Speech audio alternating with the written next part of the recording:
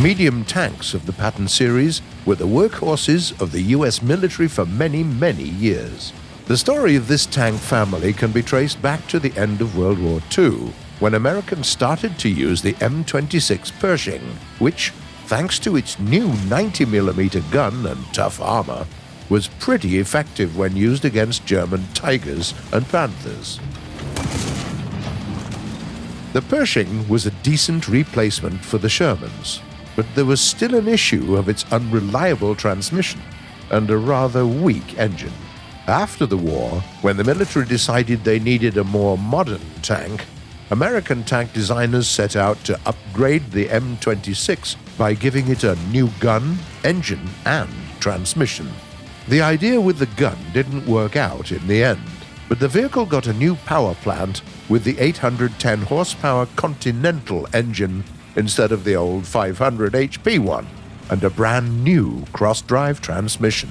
The tank used the same gun, true, but this time the 90mm M3 gun was fitted with a muzzle brake and a bore evacuator, and the crew got to work with new, more advanced optics.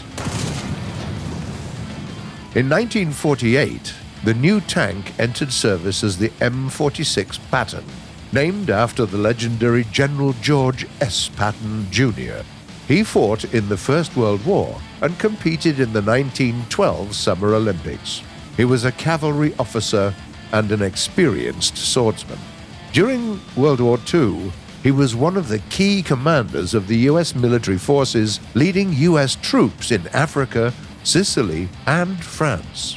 His forces played a key part in the Battle of the Bulge and the eventual advance into Germany. It might be difficult to distinguish the new model from its predecessor in the heat of the battle, but be wary. The M46 is much more mobile. It can go at up to 40 kilometers an hour off-road.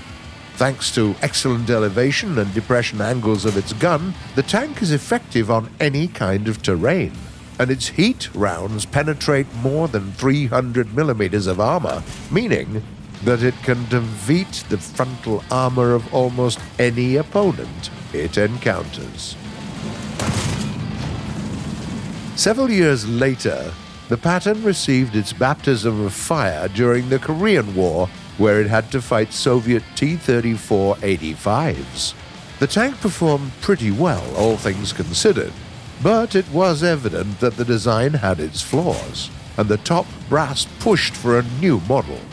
American armor designers were already working on the T-42 that was supposed to replace Pershings and Pattons, but the American military needed a new tank ASAP.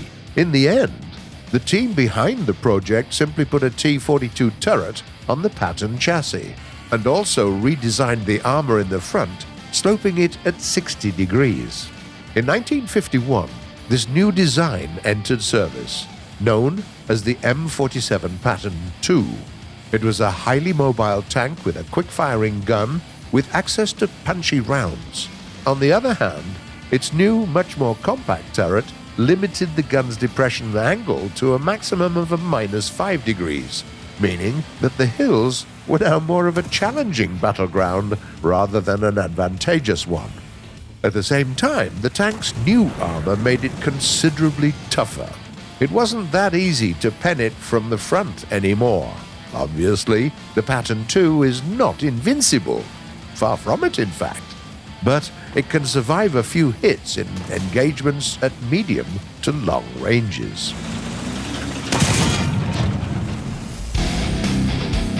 The Patton II was widely used by many countries including Turkey, Spain, Yugoslavia, and Austria. By the way, one of those tanks in Austria was operated by a guy called Arnold Schwarzenegger during his time in the military in 1965. He even purchased that very tank later. Some countries modified their M47s. For instance, in West Germany, they were fitted with smoke grenade launchers, while Italians tinkered with giving it a 105mm Otto Melara gun. The M47 was still basically an upgraded Pershing, though, and what the American military really needed was a new modern tank. The most successive attempt at getting one at the time was the M48 Patton III. Even though its power plant and its gun weren't much of an improvement over the previous models, the M48 had a radically different armor layout.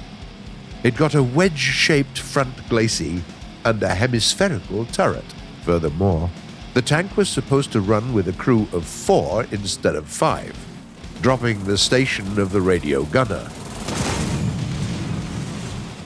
Just as its predecessors, the Patton III was made in a hurry, something that became evident very soon. Just as the first vehicles reached their units, it became clear that their gasoline engines were prone to catching fire, and their transmissions proved somewhat unreliable.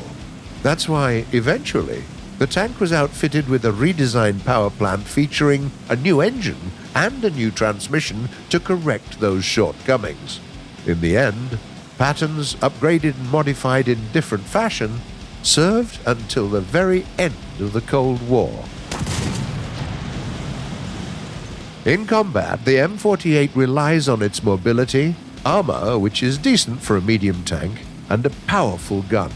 The vehicle is heavier than its predecessors, somewhat limiting its mobility, but it can bounce a lot of shots coming from World War II-era tanks at medium to long ranges. It's a different story if you have to fight an enemy with access to post-war heat munitions, though. 100mm of steel, even sloped at a good angle, won't stop them, will they? The M48 saw its share of fighting all round the globe. For example, the Bundeswehr are using several modifications of this tank, including the M48A2C, featuring a new engine and smoke grenade launchers, and the GA2 variant fitted with a 105mm L7 cannon that has access to devastatingly powerful APF-SDS rounds. This version of the Patton also sports a new design for the commander's cupola. The Israeli version of the tank, known as the Megach 3, was upgraded in a similar fashion.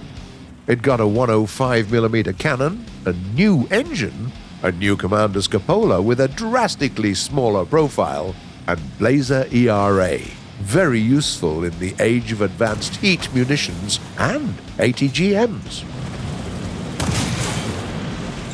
Taiwanese engineers also worked on the M48 quite a bit.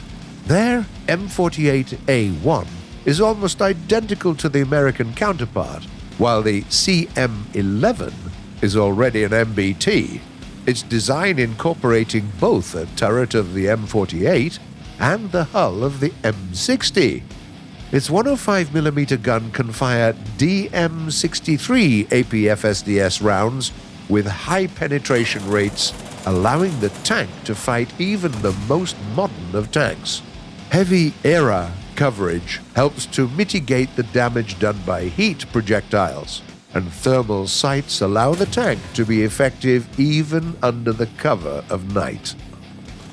The M48 Patton is still being used by many armed forces all around the world. Even though its basic design is more than half a century old by now, these tanks soldier on. The M48 might not be perfect, but it's reliable, not to mention that it paved the way for the first proper American MBT, the mighty M60.